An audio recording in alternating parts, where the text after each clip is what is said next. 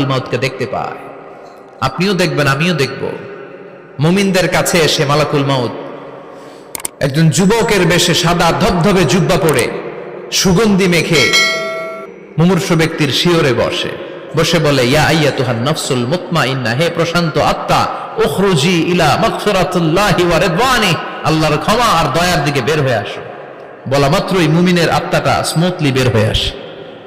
কাফান মিন আকফানিল জান্নাহ, হানুত মিন হানুতিল জান্নাহ, জান্নাত থেকে আনা সুগন্ধি কাফনের মধ্যে পেঁচিয়ে তিনি রূহটাকে নিয়ে ইল্লিনে চলে যায়।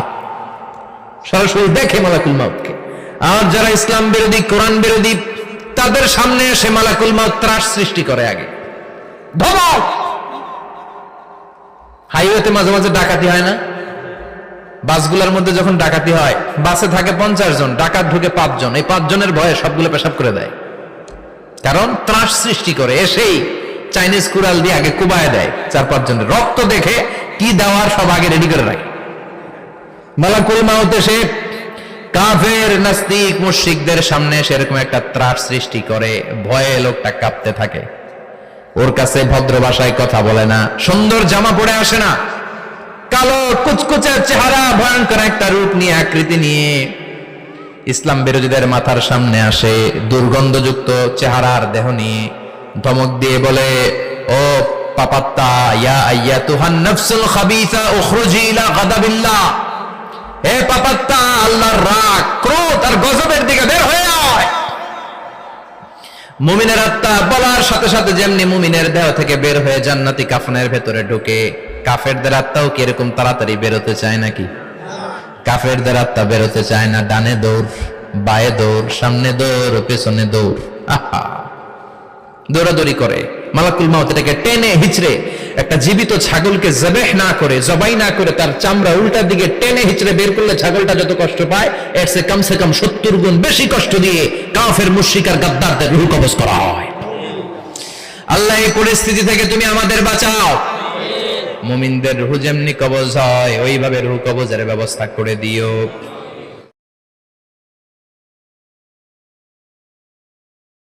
ইমানের মৃত্যু নসিব করে দিও, শাহিদি মৃত্যু নসিবের জন্য প্রশ্ন 3টা, আপনারা যারা মুমিন তাদের জন্য 4টা, আপনাদের জন্য একটা বেশি। আলহামদুলিল্লাহ কোন? কবরে এসে প্রথম প্রশ্ন করবে মুনকার নাকির যখন চলে আসবে, 40 কদম যখন আত্মীয় স্বজনরা লাশটাকে কবরের মধ্যে দিয়ে 40 কদম চলে যায়, তখনই ফেরেশতা চলে আসে। আহা, শেষ, সব শেষ।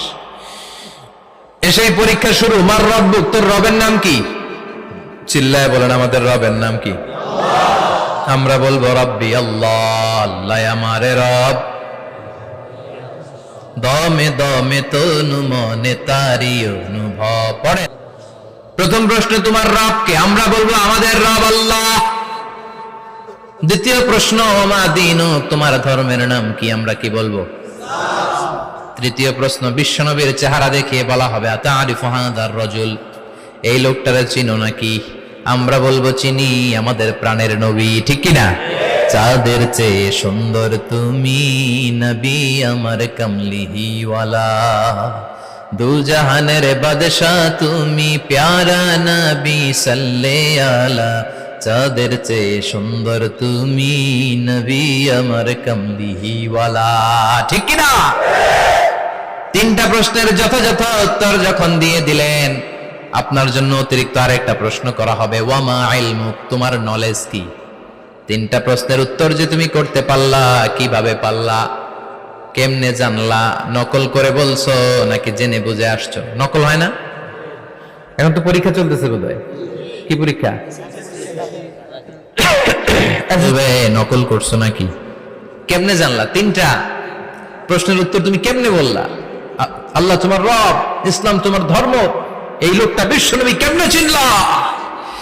আপনাকে তখন বলতে হবে, আমি কোরআন থেকে শিখেছি, আমি হাদিস থেকে শিখেছি, আমি ইসলাম জেনে বুঝে মেনেছি, আমি আন্দাজে কোথাও ঘুরি নাই। চিল্লা এখন ঠিক কিনা? আপনাকে বলতে হবে, এজন্য শিখতে হবে, প্রতিনিয়ত ইসলাম সম্পর্কে জানতে হবে, আখের গোছাতে হবে, জীবনটাকে আলোকিত করতে হবে। চিল্লায় বলেন ঠিক কিনা?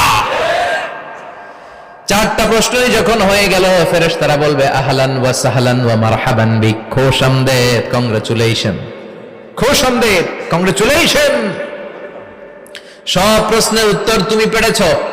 ফায়ুফসাহু লাহু কবরুহু 70 যিরান, আপনার কবরটারে 70 হাত লম্বা করে দেয়া হবে। ওয়ায়ুফতাহু লাহু বাবুন ইলাল জান্নাহ, আপনার কবর থেকে জান্নাতের দিকে দরজা খুলে দেয়া হবে। ওয়ায়ুলবাসু মিন লিবাসি আহলিল জান্নাহ, জান্নাতের দুইটা রেশমি কাপড়ের পোশাক এনে আপনারে পরিয়ে দেয়া হবে। আর বলা হবে নাম কানাউমিল আরুস, ঘুমাও, sleep, you should get some sleep now, তোমাকে লম্বা সময় পাড়ি দিতে হবে, ঘুমাও। কানাউমিল আরুস, যেমনি বর বাসর রাতে আরামসে ঘুম দেয়, বাসর রাতে যেমনি বর কনেকে নিয়ে মধুর ঘুম দেয়, তুমিও ঘুমাও, কেউ তোমার ঘুম ভাঙবে না। মালাক ইসরাফিলের কিয়ামতের জন্য ইসরাফিলের সিংহায় যে ফুৎকার আছে, ওই ফুৎকার ছাড়া কোনো কিছুই তোমার ঘুম ভাঙাতে পারবে না।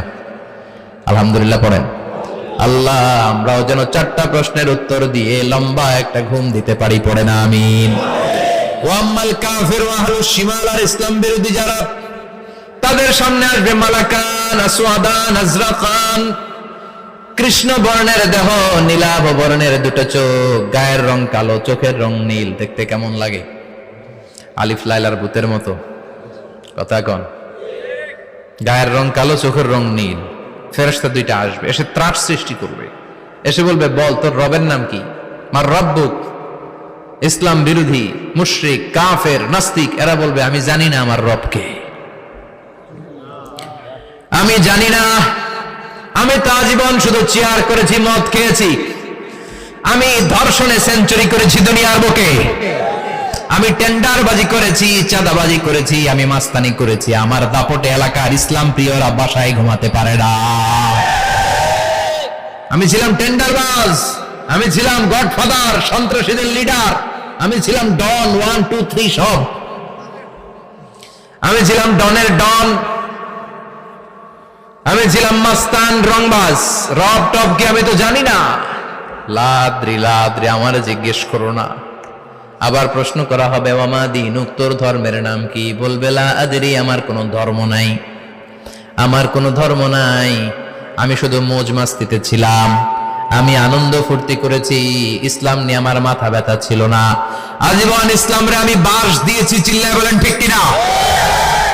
ইসলাম বিরোধীদের সাথে ছিল আমার চলাফেরা, আমার সব সাঙ্গ পাঙ্গ ছিল গুন্ডা বদমাশ ইসলাম বিরোধী। রব কি, ইসলাম কি, এগুলো আমি জানি না। আমার এগুলো জিজ্ঞেস করো কেন? ধর্ম কি আমি জানি না, আমি কিচ্ছু মনে করতে পারছি না। 3 নাম্বার প্রশ্ন করা হবে, আচ্ছা আরিফু হাযার রাজুল, দেখো তো এই লোকটারে চিনো কিনা? কয় না, চিনি না, তবে মনে হয় এই লোকটারে দুনিয়ার বুকে আমি গালি দিতাম, এই লোকটার বিরোধিতা করতাম, ব্লগের মধ্যে এই লোকটার ব্যাপারে কুৎসা রটনা করতাম, এই লোকটার কার্টুন বানিয়ে আমি হিংসা ছড়িয়ে দিতাম, এই লোকটার ব্যাপারে আমি এলাকার মধ্যে অপপ্রচার চালাতাম। ফেরেশতারা বলবে, তাই? এই ছিল তো ডিউটি। দাঁড়া, এখনই আমাদের খেলা শুরু, এখনই শুরু। ফায়ুতরাকু বিমাতারিকা মিন হাদিদ, লোহার একটা হাতুড়ি দিয়ে মাথা থেকে পা পর্যন্ত পিটানো হবে, পিটিয়ে ওর গোশতের হাড্ডিগুলোকে থেতলে ফেলা হবে।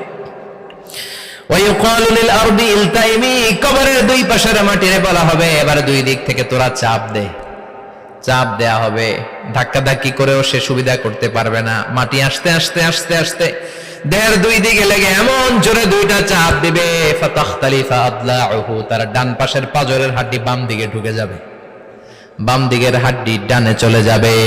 বিশ্বনবী বললেন, এই হাতুড়ি দিয়ে পিটানোর শাস্তি, কবরের চাপ দেওয়ার শাস্তি চলতেই থাকবে হাত্তাল কিয়ামা, কিয়ামত পর্যন্ত। আল্লাহ এই কবরের শাস্তি থেকে আমাদের বাঁচাও। আমরা এই আযাব পেতে চাই না, আমরা যেন ঠিকভাবে কবরের 4টা প্রশ্নের উত্তর করে দিয়ে লম্বা ঘুম দিতে পারি। আল্লাহ তুমি তৌফিক দাও। এজন্য আল্লাহ বললেন, গোলাম দুনিয়া নিয়ে পাগল হয়ে থেকো না, এই দুনিয়ার জীবন আসল জীবন নয়, আসল জীবন হলো কবরের জীবন। জোরে বলেন ঠিক।